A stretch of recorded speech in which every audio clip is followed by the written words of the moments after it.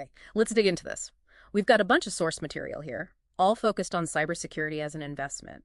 Our mission today really is to sift through these sources, try to help you understand the appeal, the growth, the risks, and that big question. Based on what we're seeing here, is now a good time to invest in cybersecurity stocks or maybe ETFs? Yeah, and right off the bat, the sources really hammer home the fundamental appeal. They call it a top priority sector. And why? Because it has this mix of high structural growth, but also a kind of defensive quality. Defensive how? Well, unlike industries that really swing with the economy, the demand for cybersecurity is pretty constant. It keeps growing. Ah, right. The sources call it a mandatory, not optional budget item. That phrase really stuck out to me. Exactly. It tells you companies have to spend on this, good times or bad, which, suggests it might hold up better if things get rocky economically. Makes sense. So why is it mandatory? What are the drivers the sources point to? Well, it's a confluence of things, really. You've got the huge shift to digital, everyone moving to the cloud, remote work becoming standard. And geopolitical tensions. And geopolitical tensions, definitely, leading to more cyber attacks, sadly. The sources mentioned the cost of a breach.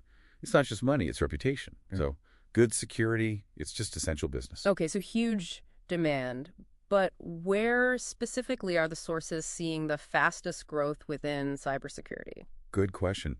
Two areas really pop out in the analysis. Cloud security is one. We're talking a projected CAGR.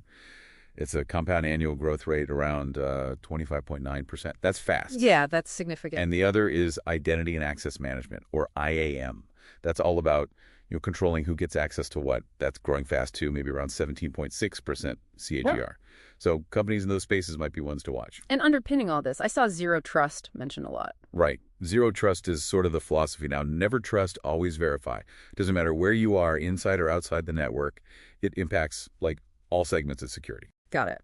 Okay, so fundamental drivers, specific fast growth areas.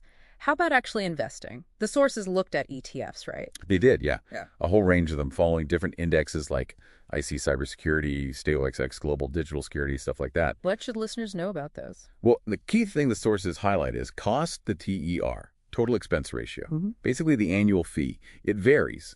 LOCK was noted as lowest at 0.40%, ISPY higher 0.69%. And that difference adds up over time. It absolutely does. Eats into your returns. And, performance varies wildly. Some ETFs had strong recent runs, but you have to remember 2022 ISPY, for instance, dropped over 31%. Past performance is definitely no guarantee. Volatile sector. Okay, and what about individual companies mentioned? Any standouts? Yeah, the sources profiled a few. You have the big platform players like Palo Alto Networks, PANW, high growth, comprehensive platform focus, but also a very high valuation noted in the analysis.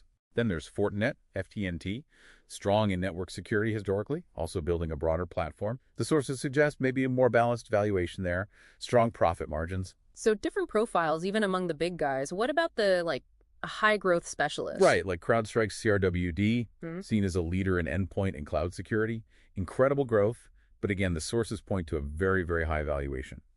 Zscaler, ZS, is another leader in zero trust, also high valuation, big global setup. And CyberArk, CYBR, focused on that critical identity security piece, showing strong recurring revenue. Those valuations you mentioned, the price-to-sales ratios seem really stretched for some, based on the source numbers. CrowdStrike near 28x, Zscaler 18x, Cloudflare even higher. Yeah, PS ratios like 27.x for CrowdStrike, 18.2x for Zscaler, maybe 35x for Cloudflare mentioned in some context. It shows the market is expecting massive continued growth.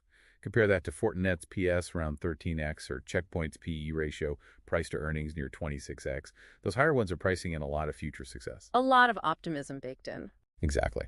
Which brings us back to the main questions. Based only on these sources, is the sector attractive long-term? And the analysis seems to say, yes. Fundamentally, yes. Those drivers we talked about. They're strong and structural.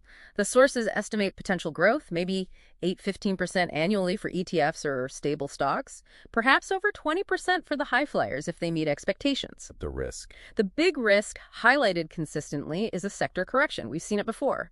The sources mention potential drops of, 20-30%, maybe more, in downturns. Okay, so long-term attractive, but potential for sharp drops. What about entry points now?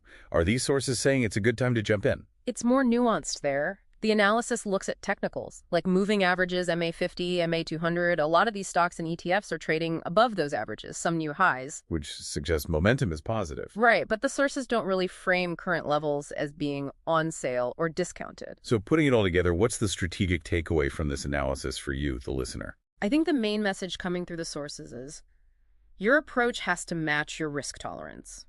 But given the high valuations and the general uncertainty discussed, one strategy gets mentioned repeatedly. Dollar cost averaging. Exactly, DCA. Investing fixed amounts regularly. The sources position it as a way to manage the risk of trying to perfectly time the market, especially when things look expensive or uncertain. Makes sense. So to wrap up this deep dive, based purely on the sources we looked at, cybersecurity, fundamentally appealing long-term. That demand isn't going away. But the sources suggest current prices require caution, and those high valuations on many stocks are a key risk factor to watch. All right. And maybe a final thought for you to chew on. We know cyber threats change constantly, right? So beyond just the numbers today, how much weight do you give a company's ability to just keep innovating, to stay ahead of the curve when you're thinking about a long-term investment? Definitely something to consider. And just a reminder, this deep dive was based solely on the materials provided to us. It's for informational purposes, definitely not financial advice.